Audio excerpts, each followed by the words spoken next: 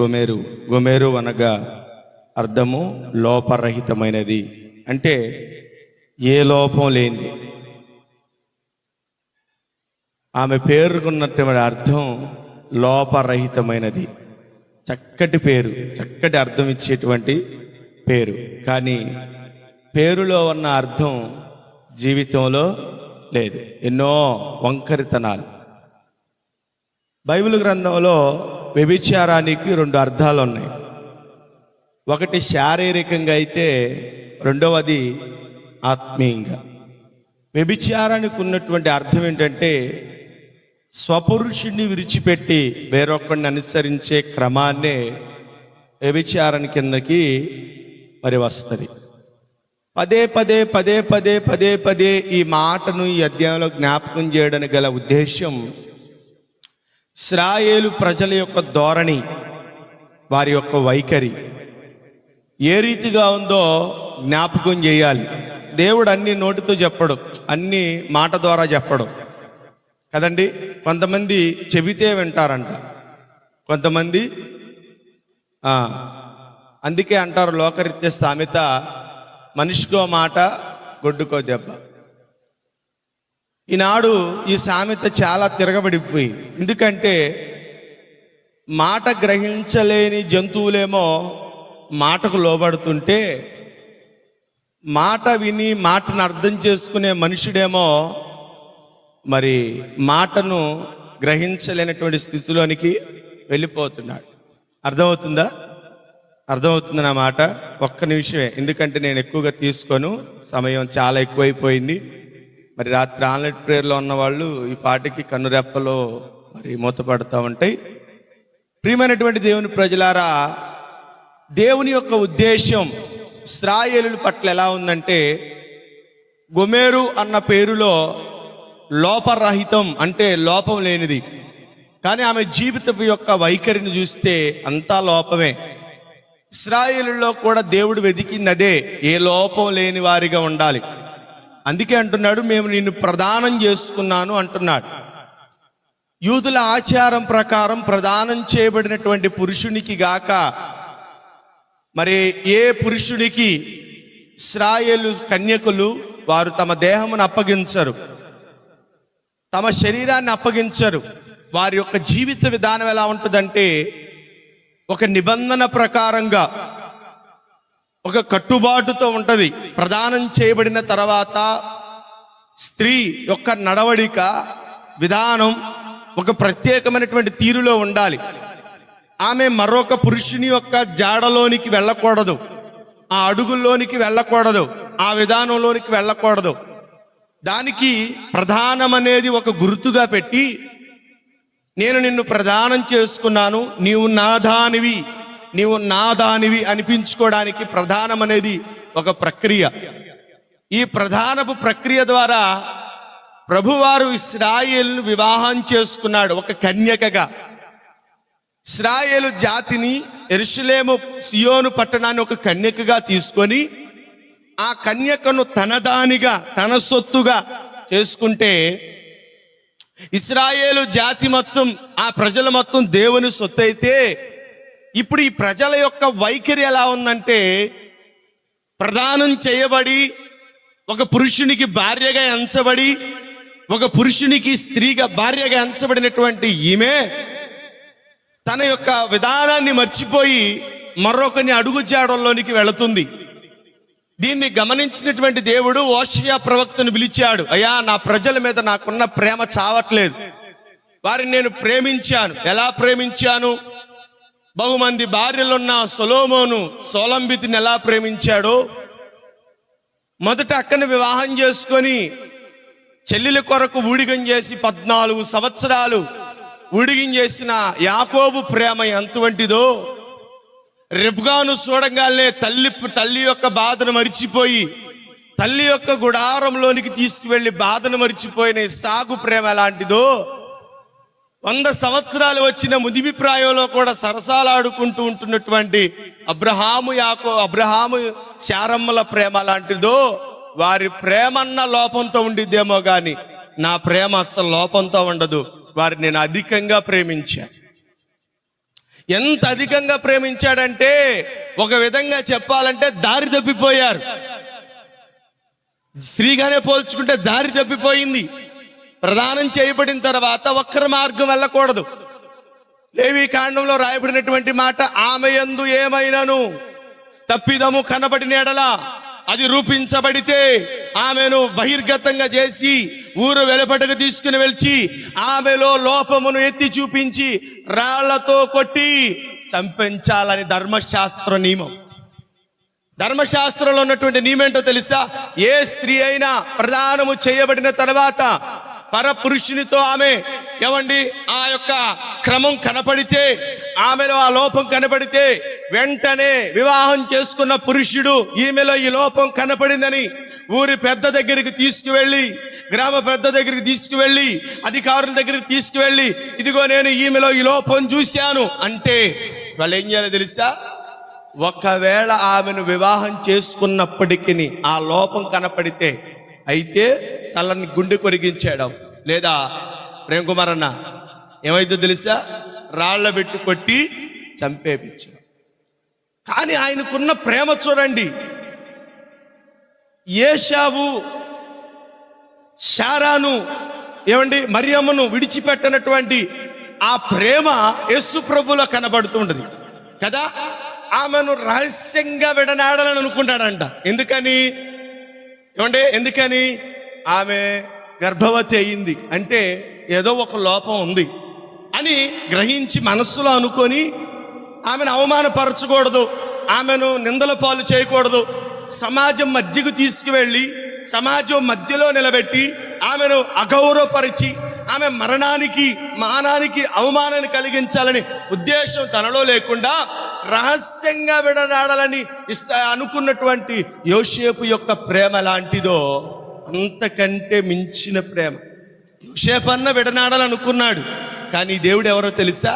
విడనాడనటువంటి ప్రేమ అన్నాడంట, ఈ ఇశ్రాయేలులకు నేను నా ప్రేమను వ్యక్తపరచాలి.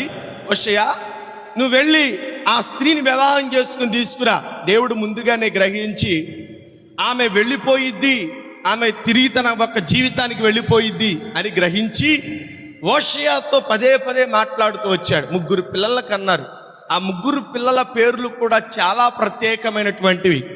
ఒక పిల్లోడి పేరేమో యెజ్రాయేలు. అంటే దానికి ఉన్నటువంటి అర్థం ఏంటంటే యెజ్రాయేలును పేరు పెట్టాను. ఆ యెజ్రాయేలు యెహోవా ఇంటివారు కలగజేసి కొనిన రక్త దోషమును బట్టి ఇక కొంతకాలమునకు నేను వారిని శిక్షించును. యెజ్రాయేలు అనగా రక్త దోషమును బట్టి శిక్షించేటువంటిది. రెండవ పేరు ఏంటంటే లోరుహామా, అంటే జాలి నొందనిది. ఆఖరిది ఏంటంటే ఆమె గర్భవతి పిల్లను కని తర్వాత ఇంకొక పేరు పేరు చూడండి, లో అమ్మి, అంటే నా జనము కాదని. ఎన్ని రకాలుగా దేవుడు వారిని విడిచిపెట్టాలని చూసినా వారి మీద ఉన్నటువంటి ప్రేమ దేవుడు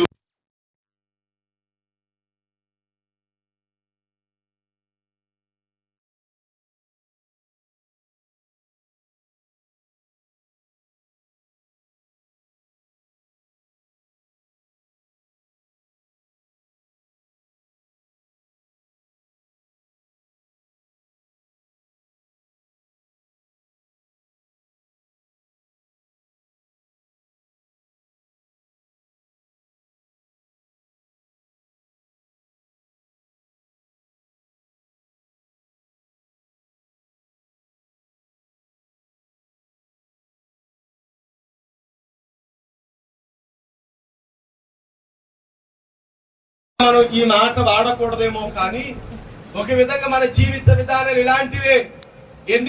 ఎన్నిసార్లు దేవునికి మనం దూరమయ్యామో, ఎన్నిసార్లు దేవునికి మనం పెడముఖంగా జీవించామో, ఎన్నిసార్లు దేవుణ్ణి కాదని, ఎన్నిసార్లు దేవుణ్ణి దూరపరుచుకొని, ఎన్నిసార్లు మన జీవితపు యొక్క కోరికలను ఇచ్చలు నెరవేర్చుకున్నటకు లోకాన్ని మనం ఎన్నిసార్లు ఆశ్రయించామో కదా. దేవుడు మనల్ని కోరుకున్నది. అతడు పేతురు పత్రికలు రాయబడినటువంటి సంఘమును దేవుడు కోరుకున్నది ఏమిటి తెలుసా? అది ముడతైనను, మచ్చైనను, కళంకమైనను, అట్టిది ఏదైనను దానిలో కనబడకుండా ఉండ నిమిత్తము ఆయన తన స్వరక్తం ఇచ్చి సంఘాన్ని కన్నాడు, సంఘాన్ని విమోచించాడు. సంఘములో మడత ఉండకూడదు, సంఘములో మచ్చ ఉండకూడదు, సంఘములో లోపం ఉండకూడదు. లోపం ఉండకూడదని సంఘమును దేవుడు ఎన్నుకుంటే లోపరహితమైనటువంటి పేరు కలిగినటువంటి సంఘము లోపములతో నిండిపోయింది. ఎన్ని అవకతవకలో ఎన్ని అవలక్షణాలు ఉన్నాయో, దేవునికి అయిష్టమైనటువంటి కార్యక్రమాలు ఎన్ని జరుగుతున్నాయో సంగమా, నేడు ఆయన మనల్ని ప్రేమించుటలో ఏమి ప్రధానమైనటువంటి తెలుసా? ఆయన మనల్ని ప్రధానము చేసుకొని మన మీద ఆయన ఇంకా ప్రేమ చూపిస్తున్నాడు. ఎన్నిసార్లు మనం ఆయనకి వ్యతిరేకంగా జీవించినా, వ్యతిరేకపు మార్గంలో వెళుతూ వస్తున్నా, దేవుడు మనల్ని విడిచిపెట్టకపోవడానికి గల కారణం మనం ఆయనకు ప్రదానము చేయబడ్డాం కదా. ఆయన వదిలిపడు, మనల్ని ఆయన అవమానపరచడు, మనల్ని ఆయన మరణానికి అప్పగించడు, మనల్ని ఆయన అగౌరవపరచడు, మనల్ని ఆయన నిందల పాలు చేయడు, దోషణ పాలు చేయడు. మన మీద ఆయనకున్న ప్రేమ లాంటి తెలుసా? రహస్యముగానైనను సరే, బహిరంగమును సరే నిన్ను విడిచిపెట్టడానికి ఆయనకి ఇష్టం లేదు కదా. ఈ యొక్క గోమెరు వెళ్ళిపోయి యథాప్రకారంగా తన జీవితాన్ని జీవిస్తుంటే హోషేయ ప్రవక్తను పంపించి కొంచెం ధనము కొంచెం ఎవరిచ్చి ఆ యొక్క కార్యక్రమం జరిగించి మరలా తీసుకుని వచ్చి తన భార్యగా చేసుకున్నాడంట. దీని ఉద్దేశం ఏంటో తెలుసా? ఇశ్రాయేలులు ఎన్ని మార్లు దేవుడిని విడిచిపెట్టినా వారిని ఎంత మాత్రమును విడిచిపెట్టక మరలా ఆయన తన దానిగా చేసుకుంటూ వస్తున్నాడు. మన జీవితాల్లో కూడా ఒకసారి పరిశీలన చేసుకుందాం. ఈ 2026 సంవత్సరం, ఈ ఫిబ్రవరి మాసము, ఈ 2వ పునరుద్ధాన దినము, ప్రభు బలలో పాలు పంపులు పొందుతున్నటువంటి మన జీవితాల్లో వ్యతిరేకతలు లేవా? దేవునికి దూరమైన సంఘటనలు లేవా? అంత మంచిగానే ఉన్నాం మనం. అన్నిసార్లు దేవునికి మంచిగానే బ్రతుకుతూ వచ్చామా? దేవునికి నచ్చినట్లుగానే జీవిస్తూ వచ్చామా? ఏ వంకరితనం లేదా, ఏ లోపం లేదా, ఏ అయిష్టమైన కార్యక్రమం లేదా, ఏ తప్పు చేయకుండానే మనం ఈ 2026 సంవత్సరం అంతా 2025 సంవత్సరం అంతా బ్రతికి ఈ 2026 సంవత్సరం కూడా బ్రతుకుతున్నామా? మనలో ఏ లోపం లేదా? ఉన్నాయి. కానీ ఆయన లోపాలను చూసే దేవుడు కాదు, ఆయన లోపాలను చూసే దేవుడు కాదు. నీలో ఒకవేళ లోపం చూస్తే ఈ కీర్తనల గ్రంథంలో రాయబడినటువంటి మాట ఏంటో తెలుసా? ఆయన మన దోషములను క్షమించే. ఒకవేళ ఆయన దోషములను కనుక జ్ఞాపకం చేసుకుంటే ఎవడు నిలవగలడు ఆయన ముందు కదా. మన అతిక్రమములు కనుక ఆయన లెక్కలోకి తీసుకుంటే, మన పాపములు కనుక లెక్కలో తీసుకుంటే, మన చెడుతనమును మన వంకరితనమును ఆయన లెక్కలోకి తీసుకుంటే ఈ 2026 సంవత్సరము ఫిబ్రవరి మాసము ఈ 2వ పునరుద్ధాన దినము నీవు నిలబడటం భూమి మీద అది చాలా కష్టం. అనర్హుడివి నువ్వు చెప్పాలంటే, దేవుని దృష్టిలో అనర్హుడివి. కానీ దేవుడు నిన్ను ఇంకను ప్రేమించి నిన్ను సజీవ లెక్కలో ఉంచినటువంటి కారణం ఎప్పటికైనా నీలో లోపము లేని జీవితము చూడాలని, లోపము లేని వాడిగా చూడాలని, దేవుని కొరకు ప్రదానము చేయబడి ఒక ప్రతిష్టతో, ఒక నిష్ఠతో, ఒక నాజీరుతనముతో నువ్వు బ్రతకాలని దేవుడు నిన్ను కోరుకొని దేవుడు ఈ 2026 సంవత్సరంలో ఈ ఫిబ్రవరి మాసంలో ఈ బల్లక్రమంలో నీతో మాట్లాడుతూ వచ్చాడు. సహోదరుడా, నీలో ఏ లోపం లేదనుకున్న అనుకుంటున్నావేమో, మొదటి యోహాను పత్రికలో 1వ అధ్యాయం 9వ వాక్యంలో రాయబడినటువంటి మాట, మనలో పాపము లేదనుకునేనడా మనకు మనమే మోసం చేసుకుంటున్నామంట. నేను ఏ పాపం చేయట్లేదండి, ఏ తప్పు చేయట్లేదండి, ఏ అబద్ధం ఆడతలేదండి, నేను మంచిదాన్ని, నేను మంచోడిని అని అనుకుంటే నిన్ను నీవే మోసం చేసుకుంటున్నావు. నిన్ను నీవే మోసం చేసుకుంటున్నావు. కొంత వాక్యంలో రాయబడినటువంటి మాట సామెతల కథలు, తాము నీతిమంతులమని, మేము మంచివారమని, మేమే నీతిమంతులమని అనుకొని బ్రతుకుతూ వారు ఏం చేస్తున్నారు తెలుసా? ఎదుటి వారిని తిరస్కరిస్తున్నారు. మేమే నీతిమంతులు, మేమే భక్తిపరులు, మాకే యథార్థత ఉందనుకొని వారు భక్తిహీనులంట, వారు ఏమండి ఆ బలహీనులంట వారు తృణీకరిస్తున్నారు. మాలో ఏ చెడుతనము లేదని వారు తమ చేతులను కడుక్కుంటున్నారంట. ఏంటంట? మాలో ఏ చెడుతనము లేదు, మేము యథార్థవంతులం, మాలో ఏ పాపం లేదు, మాలో ఏ వంకరతనం లేదు, ఈ దోషాలేవి మాకు అంటవన్నట్లుగా తమ చేతులను మలినము కడుగుకొని తరం ఒకటి ఉంది కదా. నువ్వు కూడా ఇలా ఉంటున్నావేమో. దేవుడు నిన్ను ప్రేమించి నీ కొరకు త్యాగమయ్యాడు. యాగమయ్యాడు. సిలువలో నీ కొరకు ప్రాణం పెట్టాడు, నీ కొరకు రక్తం చిందించాడు. ఎంత మరణకరమైన వ్యాధనో, ఎంత భయంకరమైనటువంటి శిక్షో, ఎంత భయంకరమైనటువంటి ఆ యొక్క ఘోర మరణమో నీవు నేను పొందవలసిన శిక్షది, నీవు నేను అనుభవించవలసిన శిక్షది. మన మీద మోపబడిన ఈ యొక్క కాడిని ఆయన తన భుజముల మీద వేసుకొని మనము పొందవలసిన అవమానమును ఆయనే పొందాడు. మనము పొందవలసిన ఆ ఘోరమైన శిక్షను, రాళ్ల దెబ్బను, కొరడాల దెబ్బను, బెత్తముల దెబ్బను, చెంప దెబ్బను, అవమానమునకు గుర్తైన మోమి మీద ఉమ్మును ఆయన భరించాడు. నిన్ను వెడనాడటం ఇష్టం లేక, నిన్ను అవమానపరచడం ఇష్టం లేక, నిన్ను తృణీకరించడం ఇష్టం లేక, నిన్ను నలుగురిలో నవ్వులు పాలు చేయడం ఇష్టం కాక ఆయనే తన ప్రాణమును ప్రయదనముగా పెట్టి నిన్ను ఆయన విమోచించి నిన్ను నీతిమంతురాలనే ముద్ర నీకేసి ఆయన అనీతిమంతుడిగా మరణించాడు నీ కొరకు. ముద్ర నీది, మరణం ఆయనది, నీతి నీకు, చావు ఆయనకి, పాపివి నీవు, పాపానికి శిక్ష ఆయనకి. ఎందుకొరకో తెలుసా? నీ మీద ఆయనకున్న ప్రేమ. నిన్ను వెడనాడటం ఆయనకి ఇష్టం లేక నిన్ను చంపడం, అవమానపరచడం, ధర్మశాస్త్రం ప్రకారం ఈ స్త్రీలో కనపడిన ఈ అపవిత్రతను బట్టి అవమానపరచబడాలి, మరణానికి శిక్షించాలి. సంగమా, నీకింకను దేవుడి దినాలు పొడిగించుటల ఉద్దేశం ఏంటో తెలుసా? ఏనాటికైనా ఆయన కోరుకున్న లక్షణం నీలో కనపడిద్దని.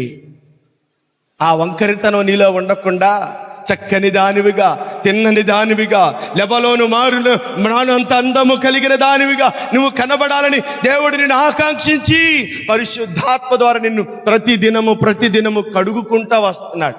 ఎన్ని వంకరతనాలో, ఎన్నిసార్లు మన ఒంటికి బురదంటించుకున్నామో, ఎన్నిసార్లు మనం మన యొక్క జీవితాన్ని బట్టి అవిధేయపు మార్గంలో నడుస్తూ ఎన్నిసార్లు పాపమనే బురదలో పడిపోయామో. పడిపోయిన ప్రతిసారి నీకు నువ్వుగా నీ స్వతహాగా నువ్వు కడుక్కుంటే పోయింది అనుకున్నావా? పశ్చాత్తాప హృదయము దేవుడు నీలో పుట్టించి ఆ పశ్చాత్తాప హృదయము తేరా నీకు ఉదక స్నానం చేస్తున్నాడు. వాక్యము ద్వారా, వాక్యం ద్వారా ఉదక స్నానం చేస్తున్నాడండి. ప్రతిరోజు నీకు స్నానం చేపిస్తున్నాడు. ప్రతి ఆదివారం నీకు స్నానం, ప్రతి ప్రత్యేక కుడికలో స్నానం. ఈ స్నానం దేని కొరకంటే ఏ రోజుకైనా నీవు ఆయన కోరుకున్న రూపంలోనికి నువ్వు రావాలని. లోపం లేని దానిగా, మచ్చలేని దానిగా, దాగులేని దానిగా, అపవిత్రత లేని దానిగా, బలహీనత లేని దానిగా, పాపమంటని దానిగా ఏదో ఒక రోజు ఆయన ముందు నువ్వు కనపడతావని ప్రతిరోజు నీకు స్నానం చేపిస్తున్నాడు కదా. చిన్నపిల్లలు స్నానం చేసిన వెంటనే ఏమండి, పిల్లలకు తెలియదు కదా, వారికి గ్రహింపు ఉండదు కదా, అంతకు అవగాహన తీసుకోరు కదా. వారు ఉదికిన బట్టలు వేసుకొని శుభ్రంగా నున్నగా తలదూవించుకొని శుభ్రంగా సొబ్బుతో స్నానం చేసిన తర్వాత కూడా వారు ఏం చేస్తారు తెలుసా? మరలా యథాప్రకారం బురదలోకి వెళ్ళిపోతారు. యథాప్రకారం బురదలోకి వెళ్ళిపోతారు. తల్లి కోపం వచ్చిరే పద్దాకి ఇలా చేస్తున్నాం అని చెప్పి ఒక్క దెబ్బతో కుమారుని చంపేసిద్దా? బిడ్డను చంపేసిద్దా? అరే మాటికి ఇలా చేస్తున్నామని బిడ్డకు స్నానం చేయించుకోవడం వదిలేస్తుందా? చూసారా, తల్లి ప్రేమే. నువ్వు బురదంటించుకుంటే మాటికి నేను కడిగితే నా దేవుని ప్రేమ ఎన్నిసార్లు నువ్వు తప్పిదోవలు బట్టినా నిన్ను క్షమించడం ఆయన ఏమండి ఆయనలో ఉన్న గొప్పతనం కదా. ఎన్నిసార్లు నువ్వు మనం అనుకుంటాం నేను అసలు ఈ బలహీనతకి వెళ్ళలేదండి, సాతానుడే నన్ను శోధించాడండి అంటాడు. అందుకే పౌలు భక్తుడు అన్నాడు, మనం అపవాది తంత్రం ఎరిగిన వారము కావు కాబట్టి మనము మెలకుగా ఉండాలని వాక్యం చెప్తున్నా, మనం సోమరితనంతో నిద్రపోతూ మనం అవిధేయతలు మన పొరపాట్లు దొరికినా కూడా దేవుడు ఎంత మాత్రమును మన బలహీనతలను ఎంచి చూడంట కదా. మన బలహీనతలను ఎంచి చూడ్డం. అయ్యా నేను పాపినయ్యా, నేను తప్పు చేశాను ప్రభువా, నేను దారి తప్పిపోయాను ప్రభువా అని పశ్చాత్తాపడతావు. దేవుడు క్షమిస్తాడు. వెళ్తావు, రోడ్డు మీద వెళ్తా ఉంటావు, నడుచుకుంటూ వెళ్తా ఉంటావు. ఈ లోపు ఒక ఆమె దారిని ఎదురుపడి లేదా నీకు ఏమండి ఎదురుపడి నీకు తగిలింది అనుకోండి. తగిలిన ఆమె అమ్మ చూసుకోవద్దని ఒక మాట అందనుకో, నువ్వు సహించగలవా? ఇక నువ్వు బల్లారాధన పాలు పంపులు పొందిన దేవుని రొట్టె ద్రాక్షారసం తిన్న ఆ నోటుతోనే ఇష్టానుసారంగా మాట్లాడతావు అని వదిలేస్తావా?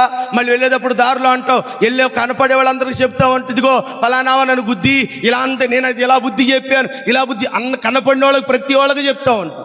ఇక్కడ కడుగుకొని ఇక్కడ పవిత్రపరచబడి బయటికి వెళ్ళంగానే మళ్ళీ అంటుకుంది.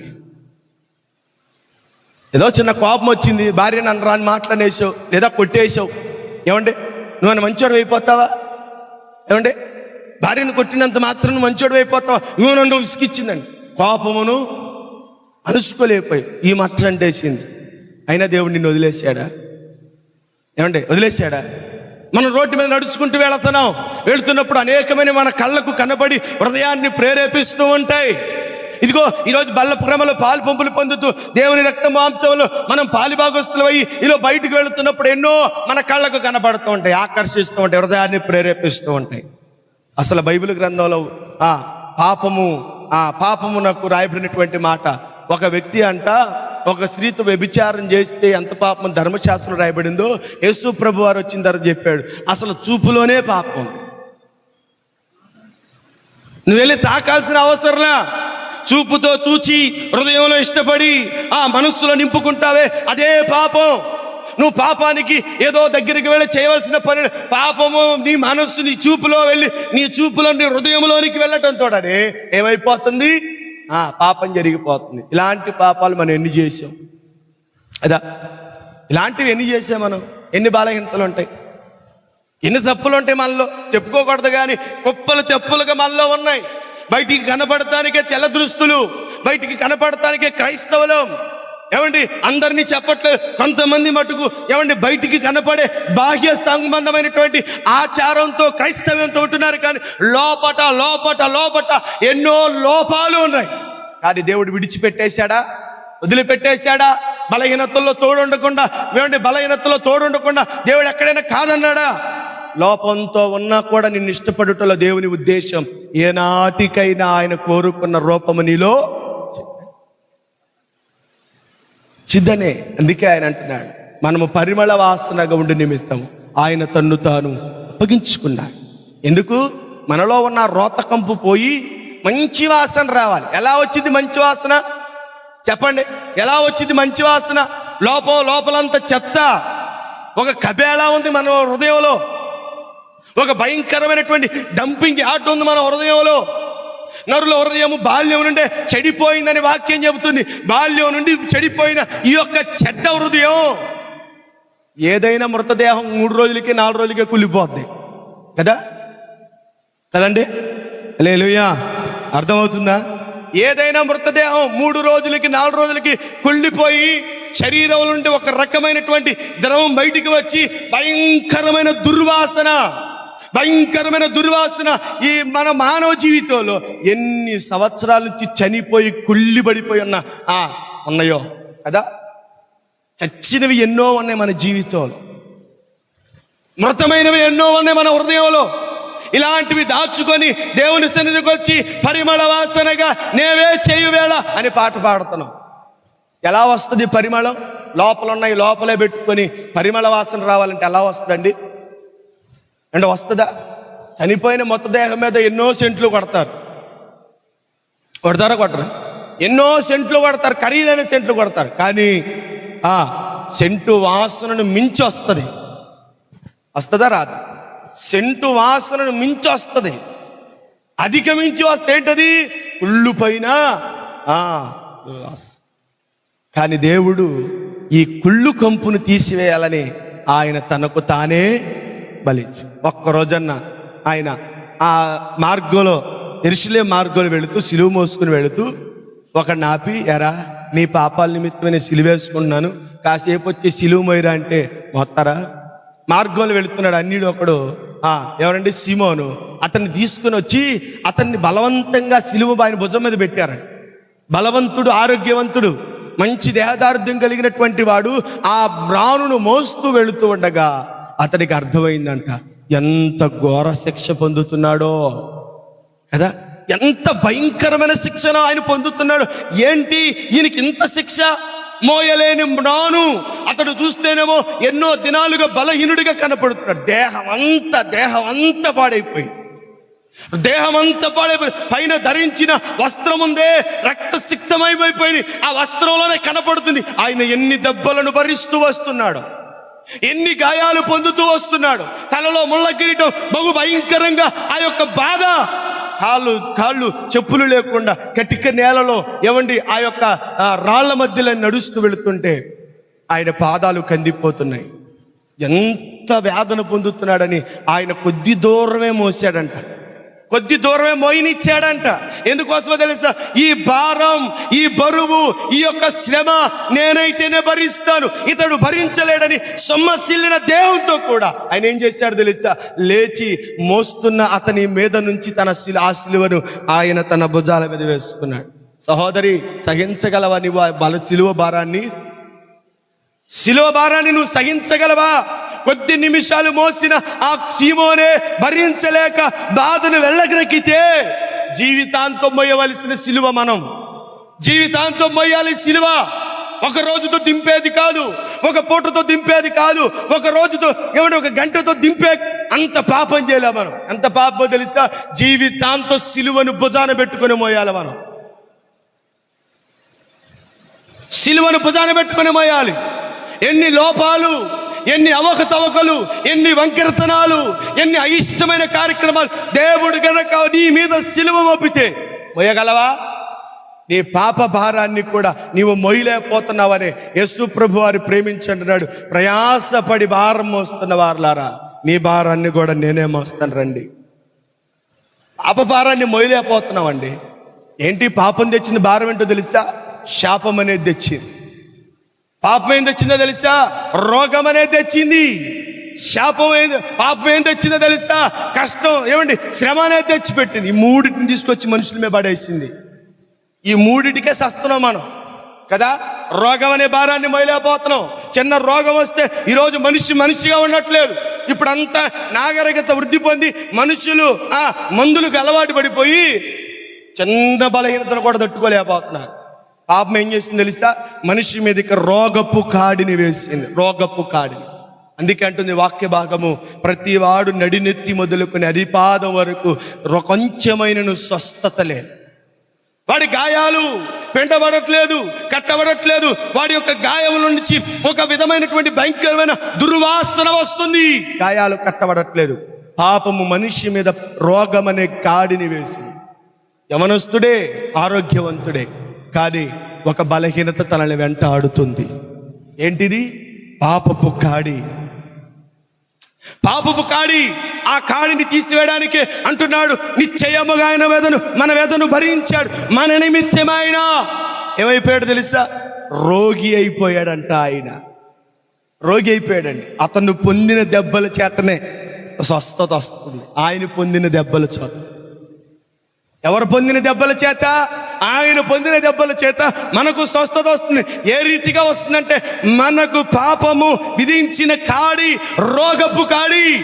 ఈ రోగపు కాడి ద్వారా మనం బలహీనమైపోయి ఉంటే యేసు ప్రభు వారి లోకానికి వచ్చి ఆ రోగపు కాడిని తన మీద వేసుకొని, ఆ ఏ రోగమైతే మనల్ని వెంటాడుతుందో ఆ రోగానికి స్వస్థత మందు యేసు గాయాల నుంచే మనం పొందుకున్నాం. దేవునికి స్తోత్రం కలుగును. అర్థమవుతుందా? ముగించేమంటారా? ముగించేమంటారా?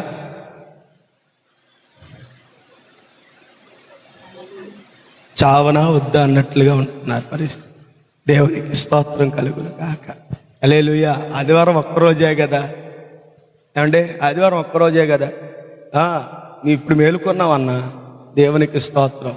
హల్లెలూయా, హల్లెలూయా. ఈ రోగపు కాడిని పాపం మనిషి మీద వేస్తే మోయలేక మోయలేక మోయలేక మోయలేక మనుషుడేమైపోయాడు తెలుసా? బలహీనుడైపోయి నడువంగిపోయింది మనుష్యుడికి. రోగపు కాడి మనిషిని కృంగదీసిందండి. యవనస్తుడిని కృంగదీసింది, నడి వయస్సు వాడిని కృంగదీసింది, వృద్ధాప్యంలో ఉన్న వారిని కృంగదీసింది. నడవలేకపోతున్నాడు, మోయలేకపోతున్నాడు. ఈ రోగపు కాడి విడిపించుకోవడానికి, వదులుకోవడానికి వల్ల కాక మనుషుడు యాత్ర పడుతుంటే యేసు ప్రభు వారు వచ్చి ఏం చేశాడు తెలుసా? మన మీద ఉన్న ఈ రోగపు కాడిని ఆయన మీద వేసుకొని మనకు స్వస్థతను అనుగ్రహించాడు. ఆయన ఎప్పుడు చనిపోయాడు తెలుసా? యవ్వన ప్రాయములో చనిపోయాడు. ఆయన యవ్వన ప్రాయంలో చనిపోయాడు. అంటే మంచి లేత వయస్సులో చనిపోయాడు. ఇంకా విధంగా చెప్పాలంటే ఆయన బలవంతుడుగానే ఉండి మరణించాడు మన కొరకు. ఎందుకోసమో తెలుసా? రోగం అనే కాడి చేత మనం బలహీనులమైపోయి ఉండగా మన బలహీనతలను ఆయన తీసివేసి తన బలమును మనకి ఇవ్వట కొరకు ఆయన ఏమయ్యాడు తెలుసా? యవ్వన కాలంలోనే మన కొరకు మరణించాడు. ఇప్పుడు మనం ఎంత ఆరోగ్యంగా ఉండటానికి కారణం భౌతికంగా ఆరోగ్యం అనేది పూట ఉంటుంది, రేపు పోయిద్ది. ఆత్మీయంగా మనం ఎంత ఆరోగ్యంగా ఉండడానికి గల కారణం, దేవునిలో మనం ఆనందించడానికి గల కారణం, సంతోషించడానికి గల కారణం, దేవుని ఇంటిలో ఓపికతో దేవుని మాటలు వినడానికి గల కారణం, కాళ్ళు జాపకుండా, ఒళ్ళు ఎరవకుండా, కాళ్ళు నొప్పులు అనుకోకుండా, ఆవలించకుండా, నేను బలహీన అనకుండా ఓపికతో దేవుని మాటలు వినడానికి గల కారణం ఏంటో తెలుసా? నీ రోగపు కాడిని ఆయన. దేవునికి స్తోత్రం. వృద్ధాప్యంలో ఉంది శాంతమ్మ గారు, అడగండి. ఈ రోజుకి దేవుని సన్నిధికి వచ్చి ఓపికగా దేవుని మాటలు వింటాను. ఎందుకోసమో తెలుసా? తన బలహీనతనే కాడిని దేవుడు ఇప్పుడు. జయలక్ష్మి గారిని అడగండి, తాను నడు నొప్పుతో కూసేపు కూర్చోలేదు, అయినా తాను ఓపికతో దేవుని సన్నిధిలో కూర్చోడానికి కారణం ఏంటో తెలుసా? తన రోగపు కాడిని మోసాడు. ఇక్కడ కూర్చున్నాడు జ్ఞానప్రకాష్ అయ్య గారు. ఎన్ని యాక్సిడెంట్లో, ఎన్ని ప్రమాదాలో. ఆయన 1 గంట కూర్చుంటే 2 గంటలు లేచి నిలబడాలి, అలాంటి పరిస్థితి. కానీ ఆయన ఓపికతో కూర్చోవడానికి గల కారణం, ఈరోజు నేను ఓపికతో ఉండడానికి గల కారణం, మీరు ఓపికతో ఉండడానికి కారణం మన తిండి వలన వచ్చిన బలం కాదు ఇది. మా తాత ముత్తాతల నుంచి తిన్నామని అందుకే ఎంత బలంగా ఉంటాం అనడానికి ఏం లేదు. ఎందుకంటే తాత ముత్తాతలు తిన్నది ఎప్పుడో బయలు భూమికి వెళ్ళిపోయింది. ఇప్పుడు మనకున్న ఆరోగ్యం అంత ఏంటో తెలుసా? మందేసి పండిస్తున్నారు అన్ని కదా. అసలు ఎలాంటి వాళ్ళో తెలుసా? మనం బాయిలేరు కోళ్ళు అంటాం. మనం అంతకన్నా ఘోరం. బాయిలేరు కోడి, దాని యొక్క జన్మం, దాని యొక్క ఎదుగుదల అంత రోజుల వ్యవధిలోనే తయారైపోయింది. రోగపు కాడిని నేను ఏం చేశాడు తెలుసా? విరిచి వేసేసాడు. మన మీద ఉన్నటువంటి భారాన్ని ఆయన మీద వేసుకొని మనకు స్వస్థతనిచ్చాడు. వాక్యం చెబుతున్నది, నలగగొట్టబడుట యెహోవాకు ఇష్టమాయెను, అతడు పొందిన దెబ్బల చేత మనకు స్వస్థత. ఈ స్వస్థత ద్వారా మన బలహీనతలన్నీ కొట్టివేయబడతాయి. ప్రియమైనటువంటి దేవుని ప్రజల, దేవుడు హోషేయకు చెప్పినటువంటి మాట, ఇదిగో గోమెరును వివాహం చేసుకో. ఎందుకోసమంటే గోమెరు అనగా లోపరహితమైనది. నా ప్రజలు అలా ఉండాలని నేను కోరుకున్నాను. కానీ పేరుకు అర్థం ఇచ్చినటువంటి విధిగా తన జీవితం లేదు. ఆమె వంకరితనంతో, లోపంతో నిండిపోయింది. ఇదిగో ఇశ్రాయేలు ప్రవర్తన కూడా ఇలా ఉన్నది. కానీ నేను ఎలాగైనా ఖచ్చితంగా వారిని అలా చూడాలని నేను ఇష్టపడుతున్నాను. హోషేయ, నువ్వు ఎన్నిసార్లు ఆమె వెళ్ళినా నువ్వు ఆమెను మాత్రం విడనాడవద్దు. ఇది దేనికి సాదృశ్యమో తెలుసా? ఇశ్రాయేలుల మీద ఉన్న తన ప్రజల మీద ఆయనకున్న ప్రేమ, నీ మీద ఆయనకున్న ప్రేమ. మన దోషములు ఆయన జ్ఞాపకం చేసుకోవట్లేదండి. యెషయా గ్రంథంలో రాయబడింది కదా, ఆయన తన వీపు వెనుకటి భాగమున మన దోషములను పారవేసి ఉన్నాడు. నీ దోషములు క్షమించాడు. నీ మీద ఉన్న పాపము విధించిన కాడిని ఆయన తన భుజముల మీద వేసుకున్నాడు. అందుకనే ఆయన నలగొట్టబడ్డాడు. శిరస్సును మొదలుకొని సిరిపాదం వరకు ఆయనకు మంచి ఆయనకి ఏమండి ఆ దెబ్బ తగలని ప్లేస్ ఎక్కడైనా ఉందంటే ఎక్కడ లేదు. అరి పాదాలు కూడా కందిపోయినాయి. శృతి మెత్తని సౌందర్యవంతుడైన నా దేవుడు, అందగాడు, ఆయన రూపవంతుడు, ఆయన ఎంతో 10,000 మంది పురుషులలో గుర్తించదగిన నా ప్రియుడు. నా దేవుడు శిలువ మరణం పొందే సమయానికి ఆయన రూపం ఎలా ఉందో తెలుసా? మనుషులు ఇష్టపడనొల్లనటువంటి దేహముతో తయారైపోయాడు. దేహమంతా గాయాలండి, దేహమంతా రక్తసిక్తమండి. ఆయన సిలువలో వేలాడుతూ 2 చేతులు ఆయనకు సిలువకు కొట్టి, తలలో ముళ్ళ కిరీటం కొట్టి, ఏమండి కాళ్లకు మేకులు కొట్టి, రాను మీద వేలాడుతూ నా యేసయ్య నిన్ను చూస్తూ అంటున్నాడు, నేను నిన్ను కోరుకున్న విధముగా నా కొరకు నువ్వు సిద్ధపడవా? నేను నిన్ను కోరుకున్నాను లోపరహితంగా ఉండాలని, నిన్ను లోపం లేని దానిగా చూడాలని ఇష్టపడుతున్నాను. నిన్ను కడుగుటకు నిన్ను కడుగుటకు నా యొద్ద రక్తం ఉన్నది. నువ్వు కడుక్కోవడానికి నువ్వు ఇష్టపడితే నా యొద్దకు రా, నేను నిన్ను కడుగుతాను. కల్వరిగిరిలో నా యేసయ్య ఇంకను నీ కొరకు ఎదురు చూస్తూ ఉన్నాడు. ఆ శిలువ రక్తము ఇంకను నీ కొరకు ప్రోక్షించబడుతూనే ఉంది. అది ఇంకను సజీవంగానే ఉన్నది. నిన్ను కడుగుటకు శక్తి కలిగినది, నీ పాపములను తుడిచివేయటకు శక్తి కలిగినది, నిన్ను పవిత్రుడిగా మార్చుటకు శక్తి కలిగినది, నీలో ఉన్న లోపాలను తుడిచివేసి లోపరహితుడిగా మార్చగలిగిన శక్తి కలిగినది. 2026 సంవత్సరాలకు పూర్వము చిందించబడిన నా యేసు క్రీస్తు ప్రభుల వారి రక్తము ఇంకను సజీవముగా ఉన్నది. నీ కొరకు అది శుద్ధి చేయుటకు, నిన్ను కడుగుటకు పవిత్రపరచుటకు నీలో లోపము లేని దానిగా చేయుటకు నీలో మచ్చ లేని దానిగా చేయుటకు నిన్ను పవిత్రపరచుటకు నా కల్వరి నా యేసు క్రీస్తు ప్రభుల వారు కార్చిన రక్తము ఇంకను సజీవముగా నీ కొరకు ఎదురు చూస్తున్నది కడుగుకొను ఆయన రాబోవు రహస్య రాకడి యందు నీవు నిలబడినప్పుడు నిన్ను తన దానిగా తీసుకెళ్ళిపోవడానికి ఆయన ఎదురు చూస్తున్నాడు ప్రార్థన చేస్తున్నాడు